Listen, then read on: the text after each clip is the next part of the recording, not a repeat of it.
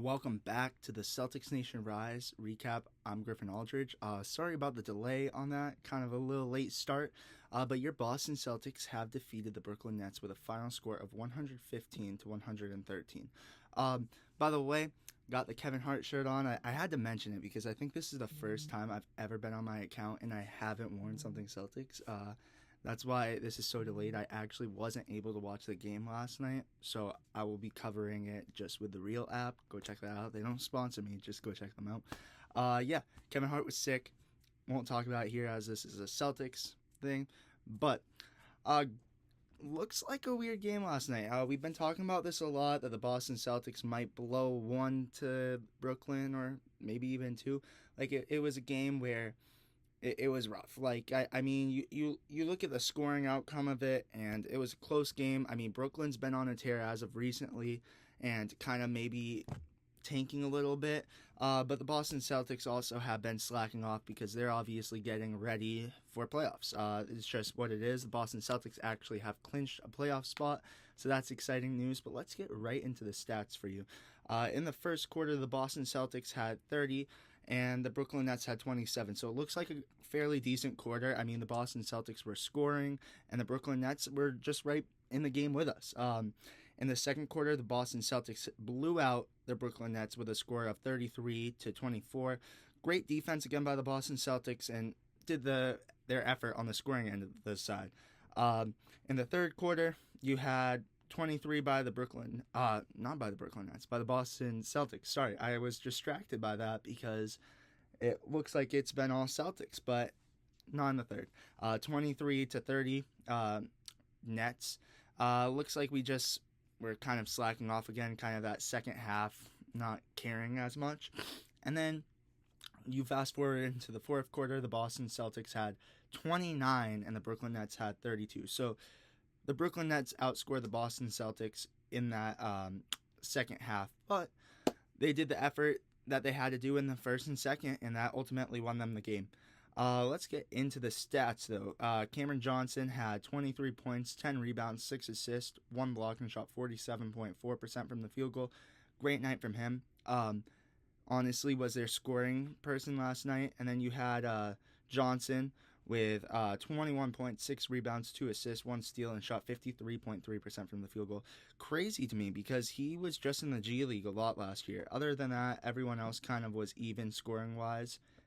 And then you move to the Boston Celtics. You had Baylor Shireman, 11 minutes, 3 points, 1 assist, and shot 50% from the field goal. Neemias Queta, 13 minutes, 6 points, 1 rebound, and shot 100% from the field goal.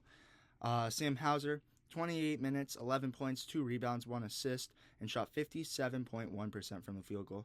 Jaylen Brown, way down on this list. I don't know what's been going on with Jaylen Brown recently. We had some concerns after that OKC game.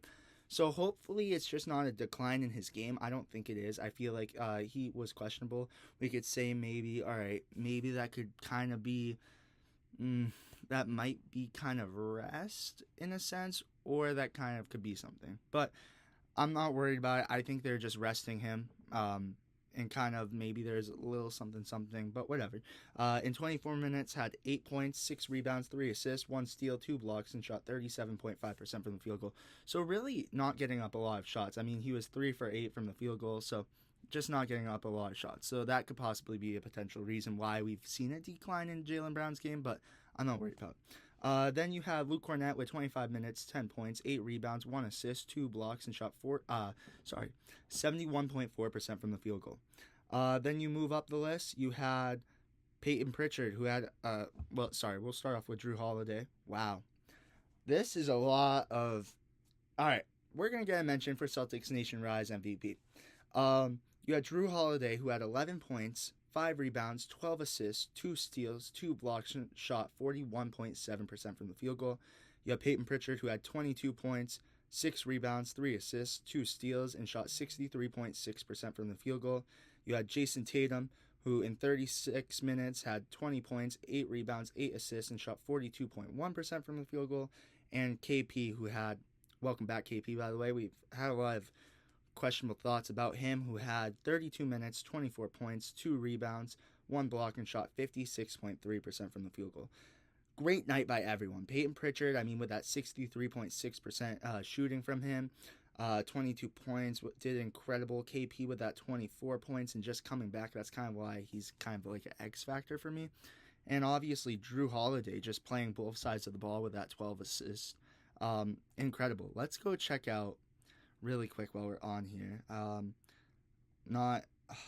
want to kind of see what we're feeling with. I'm gonna go check out who the Celtics picked, and yeah, let's go check that out really quick.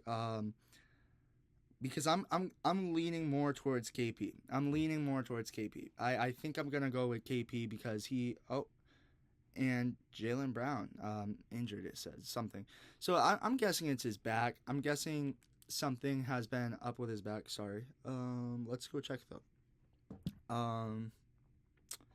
Yeah, it was KP. So I think ultimately we're going to go with KP because he had an incredible night, and just for him not playing basketball in so long and just coming back and dominating was just incredible. So I think we're going to have to give it to Kristaps Porzingis, Celtics Nation Rise MVP. Just like his 24 points were really the X factor there. You could give it to Drew Holiday. You could give it to Jason Tatum. You could even give it to Peyton Pritchard, who had a phenomenal night. But I think KP coming back strong like that, and you see him having a dominant game like that, I think you're going to have to give him Celtics Nation Rise MVP. But ultimately, the Boston Celtics defeated the Brooklyn Nets with a final score of 115-113, only beating them by 2 points, so definitely a nail-biter. I wish I could have watched it.